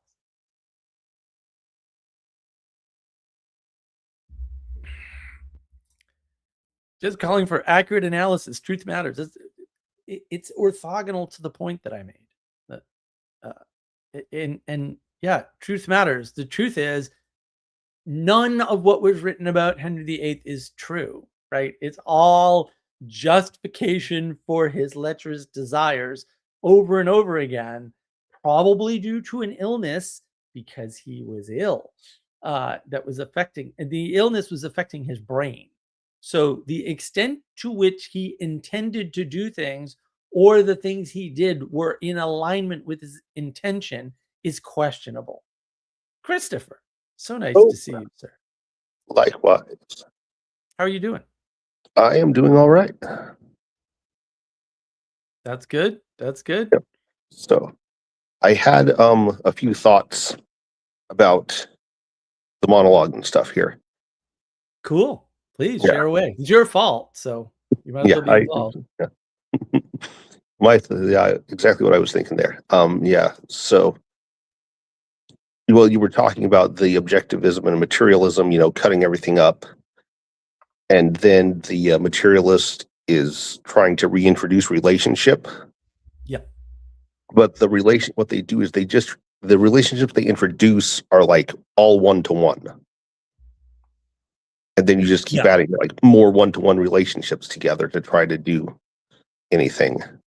Yeah, they add properties, right? And they're all linear and discrete one-to-one, right? That's where the linear and discrete comes from. Yeah, no, that's a good catch. I probably should have mentioned that, but you did, so now I don't have to. Yeah, I was realizing that, and so what you miss when you're doing that, you're not looking at at patterns. To like shout out the name of the channel here. Right. You're not seeing that. You're not seeing any patterns at all. And you're not seeing cyclicality and motion. See, this is the other thing. It's a very static, non-moving world. That's why it's everybody says the end of history. I'm like, guys, are you listening to what you're saying? Because you're describing the beginning of history and not the end. You're saying, we know how everything always worked, which is false, because every single proposal from these people has been tried. Every single one. More than one. Right? And they're going, we're going to propose something new. But if you knew any history, you know what they're proposing is not new. And so that is the beginning of history, not the end. That's wrapped up in like the myth of World War II. Yeah. People kind of treat it like it's a creation myth. We're bifurcating the world, like everything that happened before doesn't matter. We're going to start here and that's right. Try to start over from here, So that's right. Well, yeah, I mean, effectively, because they're creation deniers, they need a creation, right, to explain the world that they have in their heads. And so that's obviously the tyrannical government is what started our enlightenment and rise to power. Okay. Also, you read a little too much Karl Marx and we're probably drunk, because where are you getting that? Like, what do you did you know you were born into something that was already here? Like, I mean, really? But and I make light of it, but like, that's actually the problem with all the so-called Christians and the Catholics. No, you guys don't understand. These people are really dumb. And they're starting at a really weird place that you actually can't imagine starting from. They are actually starting in the middle. That's why they're confused. They think, oh yeah, it was definitely the end. They're all talking about the end of history. I'm like, the description you gave is the description of the beginning of history. And all of these people are acting like old ideas that have been tried are new. That's the beginning of history, not the end. No one even sees that. I'm like, oh my goodness, what am I going to do? I can't. How am I going to explain anything to people like that? Anything. Well, There's no hope. I mean, I think based on previous things he said, academic agent might see a little bit of that, but he's insane for other reasons. But Yeah. Well, it's frustrating, right? Because Carl Benjamin's completely off the rails now too. Tim Pool's back and forth on the line. Like, these guys are smart enough to see it. They can see cyclicality and patterns, which are two separate things. But you need to see cyclicality or you're not going to see patterns. But then they stray off into conspiracy almost immediately. You know, because I mean that it can lead there quite naturally, right? Because you're like, oh, what's causing the cyclicality and patterns? No. That was pre-existing order. Like, but if you don't have the concept of pre-existing order in your head, you're going to conspiracy theories. Pre-existing order and momentum is a thing they can't do. Right. No, that's a good point. They also can't do momentum because they don't understand hierarchy. So momentum's not really going to work too well anyway. Because all momentum is going to be just material momentum to them, and they're not going to understand. Yeah, the fall of the fourth estate takes a long time, and sure, there's people reporting right now, apparently, that millennials are hypocrites because here they are complaining about cash flow and they're buying rotisserie chickens, and I was like, but rotisserie chicken is almost certainly the cheapest meat you can buy. Like, on any measure, pound for pound, number of meals you can make. I mean, we do it all the time. We buy a rotisserie chicken. That's our next 3 meals for 2 people. And it may not be the only component of the meal, but it's the main component of the meal. And it's all the protein and meat because it's $5 and it's already cooked. And all you have to do is render whatever parts out of it for whatever meal you're having and add a starch or not. I mean, I used to, when I lived alone, I'd go buy a rotisserie chicken, take it home and eat nothing but chicken for the next 3 meals. I didn't care. I love chicken. No difference to me. I didn't eat any of them starches. Screw that. I don't even like vegetables. Vegetables are evil. So, forget that. So, but people are actually writing articles about, well, it's fancy rotisserie chicken because it's got a French name and they're retarded. They're journalists. These are journalists. I'm like, oh my goodness. Like, really? That's the level of your thinking? Like, I know if you're at a newspaper, you have to write to a 4th grade level, but there's something else going on here. Like, this is not a 4th grade reading level. Yeah. This is like a 2nd grader's understanding of the universe. That I don't understand that word. It must be fancy and expensive. Like, what is happening? Why are we living in this world? These people are all getting called out on the Epstein papers because there was a restaurant in New York City, of course there was, called Cannibal or Cannibals or something. And I'm just like, geez Louise, guys, because they're postmodern. They're the authors of the world. So they take the paper, they read what's on the paper, and then they add all this interpretation in and say, and therefore he was trafficking young girls, even though there's not a shred of evidence that he did that. Not one shred. There's evidence that it happened, but the girls told them they were 18 plus because the other girls told them to do. Wait, what? Oh yeah, these people, these Me Too girls, because this is what everybody forgets. Epstein gets Me Too'd. That's what happened. He's one of the catalysts for the Me Too movement. They've all been shown to be liars. Like, every single one of them. Not about everything, but about enough that we shouldn't have listened to any of them. Everything would have been better. I don't know what to tell you. I mean, I knew it at the time. I told everybody at the time, now don't go down this road. This is not the fight you want to be on the side of, because you're going to lose, and you're going to lose bad. And yeah, it's been a complete mess. It's been a complete mess. I want to catch up on what Anselm has been saying. There is also a substitution of sacrifice for that of Christ. Well, the problem is, if you're a materialist, sacrifice doesn't exist because it's the law of conservation of matter and energy. See, the science, which is the right tools for material, it traps you in this weird inability to make rational decisions. It screws you out of rationality. And the thing that saves you is postmodernism. Because in postmodernism, you can just use the material elements and rearrange them and be the author of the story. Because postmodernism gives you a philosophical justification for being the author of the world. Another way to say that is playing God, by the way. The irony is, in order to be all in on the science, you've already dissected the world. You've already played God once. And so your proclivity to play God again is like, you're almost guaranteed to fall into it.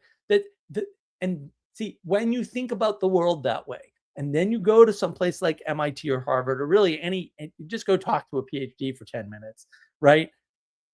You'll hear the superior attitude.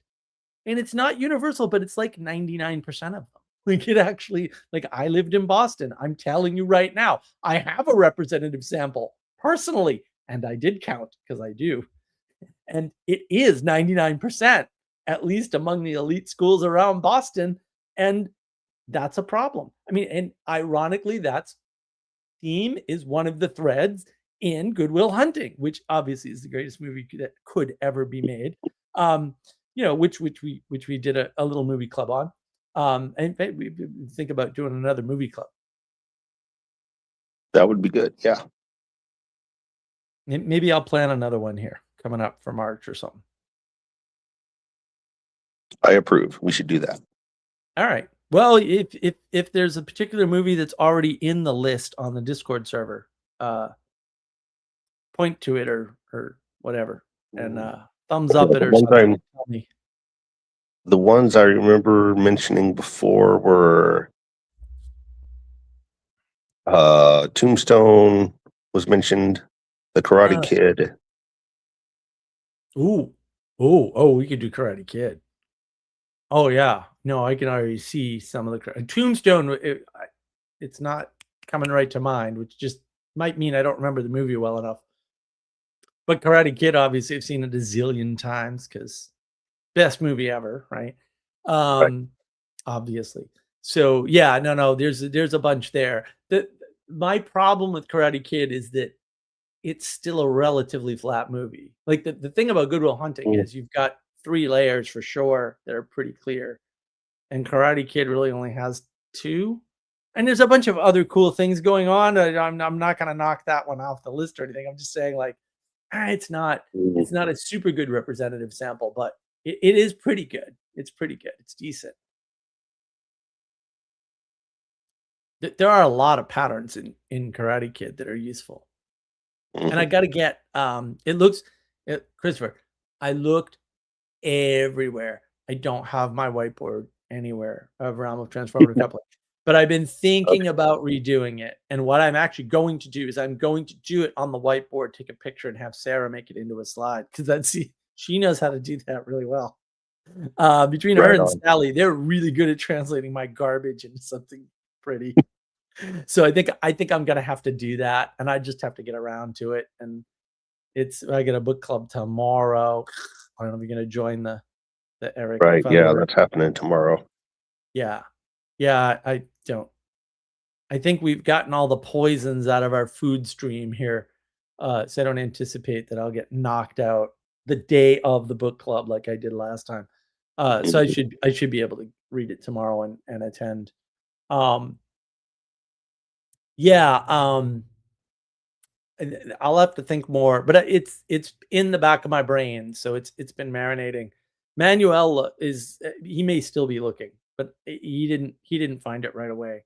So I suspect somehow it's gone, which is too bad, because there's a bunch of other stuff that was also, that I have pictures of that that must be gone. Yeah, there's still some minor hope that I can find all that stuff. It's got to be hiding somewhere, but yeah, I wouldn't be betting big money on that. But I'll rebuild it. I can rebuild it better now anyway, I think. So I just have to give more thought, because that was the outline we were using. Either, yeah, that outline, whether we had the whiteboarded portion up or not, I don't remember. That outline was the outline we were using to get to the knowledge engine and the 4 Ps breakthrough. That in fact, I'm almost certain we had it, and that was the structure we were using. And then I'd have to go in and retrofit the thesis, because it works a little bit differently than we thought, right? The interaction's a little bit different, because once we got to the parabolic or poetic way of informing the world, that sort of, it doesn't directly affect the realm of transformative coupling. It affects how you move through it. But it also, one of the reasons why I was fairly sure it was right is because it explained memes. And I went, oh, it explains memes, psychosis, and autism in one map. Okay, well then, it doesn't affect the realm of transformative coupling. That's still the process, or the secular version of the process. We don't want to make Hanselman all upset, because we're not being clear about the fact that we're sticking strictly to. Also, to be fair to myself, like, I don't know all your crazy, stupid Christian garbage terms. I really don't. So like, I try to avoid using them, because I don't know when I'm using them right and wrong. Sometimes I do, because I'm ripping it off, but I can't reframe everything in Christianese. I can't. That's why I have Father Eric. He's an excellent if you need to know my stuff, and you're stuck in Cathodoxy style language, use Father Eric. He'll just tell you. He knows it really well, at least in so-called Christianese. Yeah, that was the linear discrete stuff is related to why Protestants have everything wrong. So yes. Yeah. Well, yeah. See, I was gonna wrap that in just with lack of tools, because that's a easier pill to swallow. And then at some point, I'm gonna have to, and I know this day is coming, right? This is my red brick wall of reality, right? It's just looming in front of me. Someday you're gonna have to be able to explain linear and discrete better than that. And the problem is, I'm so concise and it's so clear. I'm like, how can you add to this and make it clearer? Because I don't know yet. I'm like, I'm sure it can be done, because like I'm in the problem, right? I'm in the problem of, I'd say linear and discrete, and I get blank looks, and I'm like, how is this not abundantly clear, right? So I'm like, there's got to be some other way to explain this using more words and more concepts that somehow people will resonate with in a way that I cannot possibly understand. you need to find the context to put it in that people will grab onto. Yeah, I mean, examples helps. We'll see if the examples, like from this live stream in particular, will help, right? I've been doing more with examples and trying to figure out whether or not those examples exact, to give Dr. Vervaeke his credit, exact out and allow people to see the patterns. Because it's really, I mean, that's how it works at the end of the day, right? Fairy tales are just exaggerated examples that help you see patterns. That's really all they are. And once that happens, that causes a bunch of things. The things that it causes aren't in the fairy tale. The things, right? The action, the work is all in the agent, which is the person, right? And once you understand that, it's like, oh, I see how the world works. Well, that's easy then, right? And then you don't run into these philosophical questions about what is the part of yourself that is in conflict with your will. And it's like, oh my, why would you do this to yourself? You're never going to resolve that. It's just a dumb way to think about the world. Yeah. That's part of why I think people shouldn't read philosophy ever. Yeah, no, I mean, especially not by yourself, because if you do that, there's like at least 99% chance that you're not going to do anything but hurt yourself as a result. So, and others, if you're Carl Benjamin, man, that guy, like, dude, you did not you took a philosophy. Oh, no. Why not just cut your throat? Like, why subject yourself to philosophy? Oh my goodness. And then it's like, oh, and now I can do better argumentation. Oh my, no, sit down and have a meal with somebody in silence. Go work beside somebody and don't say anything. Like, that's so much better than philosophy and argumentation and debates. Like, what are you doing? You can just see the pull of the age of gnosis. Everyone wants status in propositions, right? They want to be better at the propositions, right? And and I love Tim Pool, and I support Tim Pool 100%. But also, he strays. He gets on the wrong side. It's like, do you want to build a news organization or not?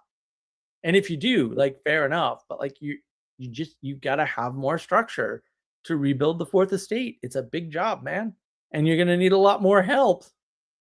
Right. Yeah, that's the thing, is more structure requires more help. Even Mr. Beast. So like, Mr. Beast does this interview with Diary of a CEO. I forget who does that podcast. Okay, yeah. Diary of the CEO is the YouTube channel. Right. Everybody should watch that. It's great. First of all, he's not making any money on his Amazon Prime series at all. He's losing a lot of money, actually, like a staggeringly huge sum of money. And he says why in that interview. But one of the things that comes up is he says, well, yeah, like, we tried to scale the operation, but we couldn't do it. We had to hire people who had experience in large operations to do it. So we didn't need a lot of them. We just needed like one, right? But you need one. You can't say, we're going to emerge everything from the bottom, build it bottom up, like Dr. Vervaeke might say, with a number of things, because it's almost impossible. It's not impossible, because sometimes someone comes along and they grow into it or whatever. That can happen, but that's not even lightning in a bottle. Like, that's not even as common as that.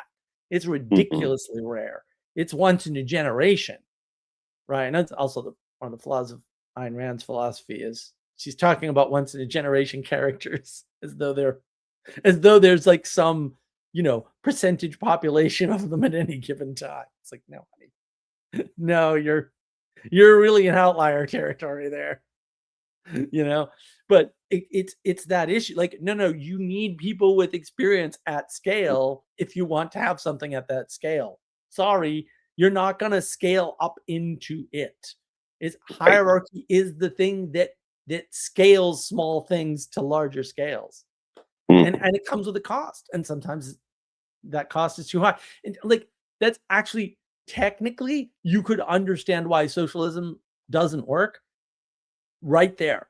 You could say the reason why socialism doesn't work is because when you scale the ideal away from person to person or people to people, right, it immediately breaks down. It immediately breaks down because of the cost of administration, right? You could just say the cost of having a government administer that system is so high that the value that you thought was going to be spread out equally is now much less, right? Because you didn't tell everybody about the government, like the fact, hey, somebody has to manage all this. So the management cost to scale socialism is just too high. So you can scale socialism to the size of a family. This is a well-known saying that actually works. I've talked about it before. That works 100%. There's no problem, right? The father goes out, he gets the meat, he shares it with everybody. That's how it works. Oh, the kids need more food because they're growing. Okay, the parents might starve a little, right? Okay, that definitely happens. But if you need to manage that, the cost of management takes too many resources away, and so you can never achieve that system. That's one way to think about it. I mean, I was thinking that, but it's not wrong either. It's also true, right? Yeah, the socialists, you were talking about the trick of socialism. They do the thing where because two people can solve this problem themselves, then any two people can, or whatever, and that is that's still like you're just looking at one linear discrete relationship and trying to pretend that's everything, Right. when you're pretending you don't need a third party ever. Right. So Yeah, exactly. That's the universalism in Yeah. socialism, is that, this works the same between two people as it does between one person and 5, or between 10 person and 15. And I was like, what do you know? The rules change. This is why, see, this is what's so funny to me, because this is the way I see and think about the world. That's the same reason why I don't believe in dark matter, but I believe in modified Newtonian dynamics, because all modified Newtonian dynamics says is, yes, Newtonian dynamics works the same way at distances with a small change, because it's a distance. And I'm like, that's everything. Everything works that way, right? It's all the same rules, right? They all follow power laws with a small tweak at scale, because scale changes something. It's Mhm. like, okay, well, that makes more sense, right? Because it follows the pattern of everything else in the world. And that's where people get confused. They're like, how do you leap from physics to governance to it's all the same pattern? Like, it's not different. It's not different at all. We're like, it's one creation. It's one ordered creation. It's not that hard. And that's the thing, like, once you see it as one ordered creation and you start, hey, it started with a single ordered creation. Like, who cares how? The Big Bang works just as well as in the beginning, right? Like, it makes no difference. You just have to get to ordered creation and not go before that. There's no reason to go before that, because we're not alive before that. It doesn't matter, right? No one we know was alive before that. No one we're related to was alive before that. It's fine. Right? Like, the world begins when when we as a species are conscious. Sure, that works, right? But you're born into this created order, and the rules are the same Mhm. everywhere, right? And the only thing that changes is at scale. They work slightly differently because of scale. And you go, oh, that's really hard. Except you just observe it. And then once you observe, like, you can just take a single ant and move him off of the trail and watch him behave differently and go, oh, look at that. Individual ant doesn't work correctly. No, once Mhm. individual ant gets with other ants, he goes right back in line. It's almost like there's a pre-created order, and it works differently at scale. Bingo. It's not hard. Mhm. None of this is. That's why it puzzles me. I'm like, so you're telling me this guy spent 15 years of his life writing a book about this? Wow. This takes 5 minutes to understand. You can just go out in your backyard and, like, observe how it all works. You don't need to write a book about it at all. What's going on? Why are these people writing books? I don't get it. Yeah. That gets into the individualism, which is Yeah. we're going to do next week. So That's true. That was a good segue. Yes, next week we're going to do individualism and how these three things interact, and why they're there, and hopefully, everybody can already see, because it's already pointed to. I mean, in order to talk about these things, I also have to kind of give them away. There's a bunch of foreshadowing each time, because they're all connected, because it's all Mhm. the same starting point, right? Yep. All the So hints are there for what causes individualism and why it's so prevalent, and yeah, all of that. Hopefully I can tie it all together. We'll find out next Friday. Stay tuned. yeah, yeah. I got my. I mentioned on the forum that I got my copy of your book in. Yeah. Excellent. Is it Yes. everything you hoped for and more? Yeah, it's a really good book. Good. I recommend buying that book and at least one copy of it. And At least one. Yes. yes, That's the key. By you many should probably copies. buy at least two so that you can give one away. And if you need more, you can, burn one of yours and buy another one. So Perfect. Perfect. That's still our marketing strategy. Burn your copy and buy another one. Just keep doing that over and over again. Eventually we'll make this all work better. yeah. Once the empire grows enough, we'll crush the rebels once and for all. Man, Andor was so painful to watch because I think it was like episode 3. No, maybe it was further. Maybe it was like episode 4 of season 1. I was like, you guys wrecked this and you can't close this story out correctly. Good job, dipshits. And I know why it happened, right? Like I already know like how they got themselves. And no one's figured out. I mean, Peugeot talks about it every once in a while. I don't know how seriously he takes it. Maybe I'll have to go to Symbolic World 2 and see if I can talk to him about it. But like there's certain things that constrain your storytelling. And like you're not going to be able to make certain things work and tell a good story at the same time. Whether you're, Jar Jar Abrams or George R.R. Martin or whoever the hell wrote Andor. Like these concepts cannot be made into a good story because the concepts lead to disorder or unorder. Or in the case of the tragic thing about Andor is like you can just see the leftism. It's like, I mean, it's sneaky. Most people won't catch it, but like everyone gets betrayed. And everyone's betraying all the time. And their only justification is my revolution. And it's like, what? No. Mm. Yeah. It's horrible in a way to watch. It was like watching a slow train wreck. And yeah, and like I didn't even anticipate how bad the ending of season 2 was gonna get. But and the problem is everything else about Andor is excellent. Like some of the lines are great. In fact, most of the lines are great. It's all storyline stuff because you can't, just like Game of Thrones, you can't pull it together. Just like Lost, you can't pull it. There's no way to do it. You've already screwed up the premise, and you don't understand the contradiction you're trapped in, so you can't end it well. And then it just ends up being a bad story because it has a bad ending. And it's like, that's tragic. There's no reason for that. That's totally avoidable. It's completely avoidable. But they're so hell-bent on their ideals in Andor. They're so hell-bent on the rebels are right, and therefore any bad behavior they do is justified. That they just end up, having to bounce between the Empire doesn't look like the bad guys, right? And then they have to make the Empire like do horrific things, like absolutely horrific things, right? And I'm like, why? And it's because, well, we have to, the Empire has to do worse things than the rebels. And I'm like, man, that's going to be really hard. You guys keep lying to each other and betraying each other left, right, and center, and betraying your own ideals and your own goals and your own intent.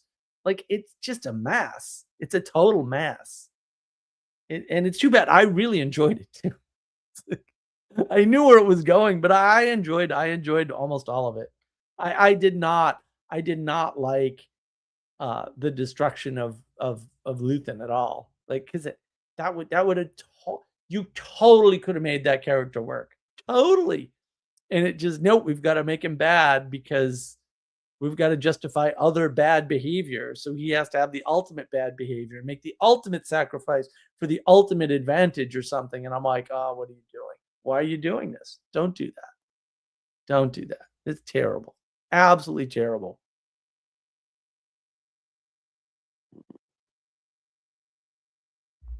Yeah.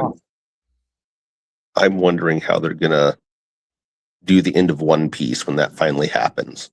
But it's an anime. Don't watch it. But I've been avoiding the animes. Although Ghost in the Shell was good. Ghost in the Shell was really good. That was the end of the meaning. Correct. I should put together a recommended movies thing because everyone should watch Zardoz and Ghost in the Shell. Those two movies right there will explain to you the meaning crisis in a way you never thought possible. The fact that Zardoz has like AI in it, because I had totally forgotten that it did. I just have to wonder when I saw it the first time when I was well, I won't call it sleep deprived because it definitely wasn't for me back then, but I don't think I had slept in at least 48 hours. And I was definitely nodding off at parts of the film, not for very long, but I was definitely nodding off. I was sleeping on my buddy's hardwood floor in Brookline. Uh, I could take you to the building. I know exactly where it is. I don't remember what floor he was on, but yeah, and we were watching that movie and laughing our tail off. I just don't know how much of all of that was like there, because that was right in the middle of my homelessness.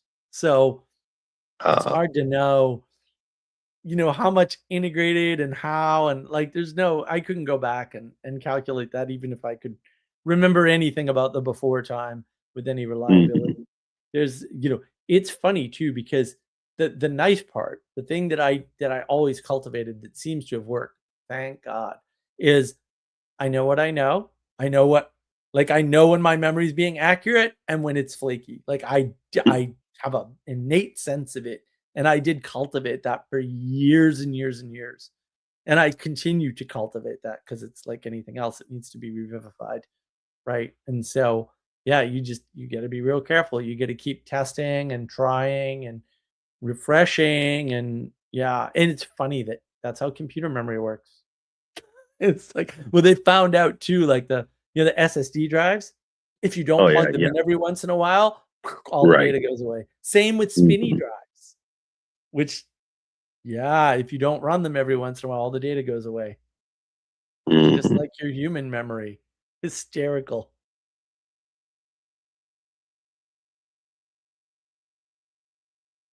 What's up with the Mhm. game testing? Is that The game, I should be able to run that tomorrow evening. So looking forward to it, the results. yes, I'm excited about being able to do that. I know Sally Joe's working on the character cards. Yeah, yeah, she's doing good stuff there. Yeah, we'll be ready to roll it out as soon as we Hmm. have something that works. Yeah, Between that and the book. Did you read any of the book, by the way, or did you I just got did. it, Yes, right? How I far did. did It you was. get? I actually read through the whole thing. What? Really? Yeah, Already? yeah. It was. You're a crazy person. Okay. Yeah. I mean, I don't remember all of it, but I did read it. So Did you remember. see did you see the what I was doing?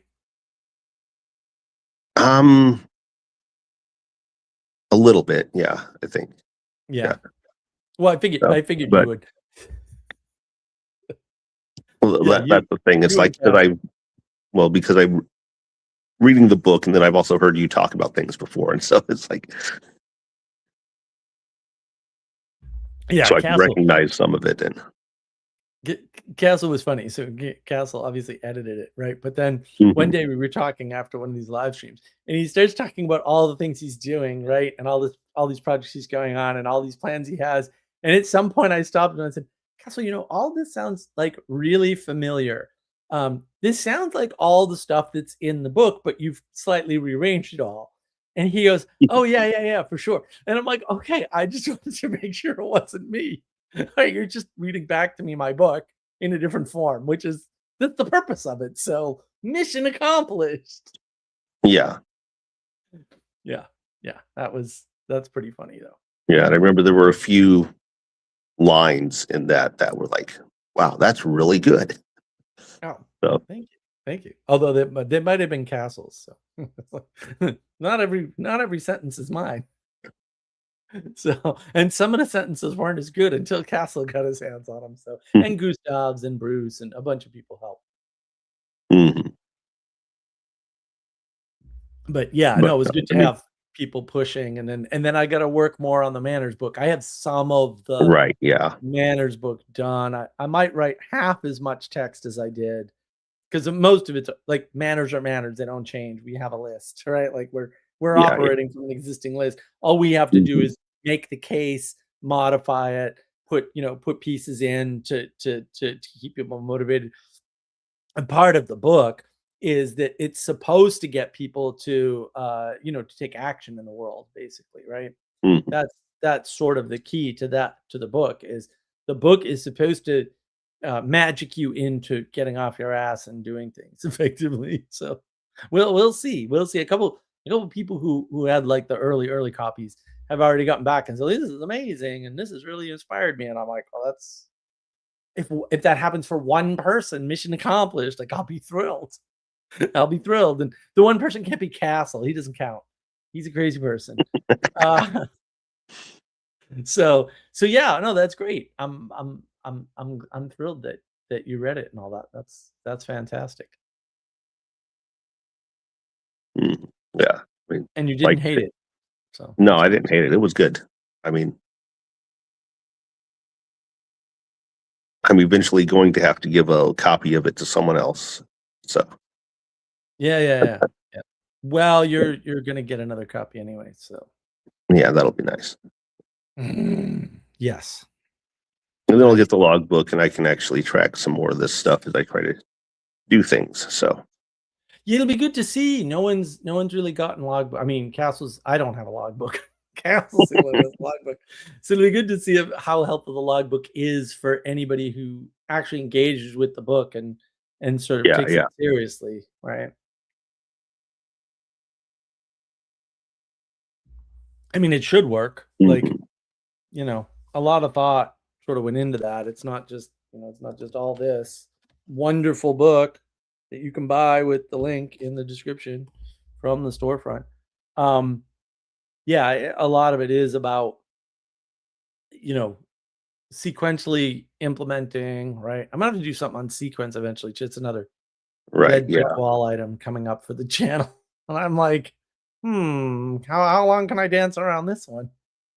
It's another like, this is too easy. But yeah, the sense of sequence should drop out of the book, right? And that all should be part of what gets engaged with ultimately.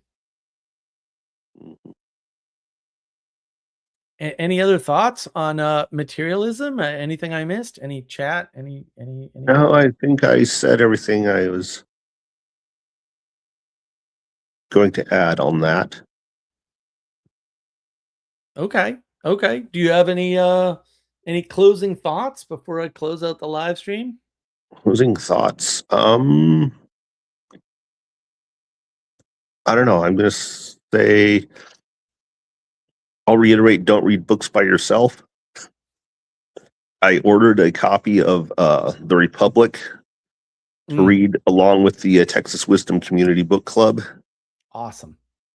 And I'll probably also annoy people on the Discord with thoughts about it as well if I can. So. Oh yeah, that'd be good. That'd be good. Maybe even set up like a watch party thing. Yeah, something like that would be good too. Yeah. Yeah. You could do the watch party of the book club on the Discord server, and maybe somebody will join along with you. And okay. Yeah, I mean, if I was available, I'd idea. probably jump in. But yeah, that'd be cool if we get a bunch of people online. Online book clubs, I think, are actually a good use for online. Ultimately, like if you want a good matchup, book clubs are good for online video in particular. Yeah, that's cool. A good use for online if we're going to have it. So, but yeah, with that, just foreshadow individualism for next week. Excellent. Yeah, look, I mean, the goal of this was to help people to see the materialism and to help to address it, right? And the addressing it's real easy. I mean, it's not quite Jonathan Paget's Go to Church, but also might lead you there pretty quickly. At least that's what we found. And I hope everybody has a great week.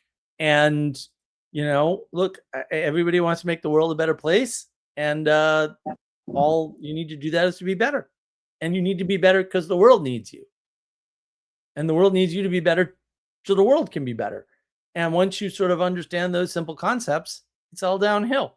So next week, individualism. Anybody have any questions, you can throw them in the comments or whatever.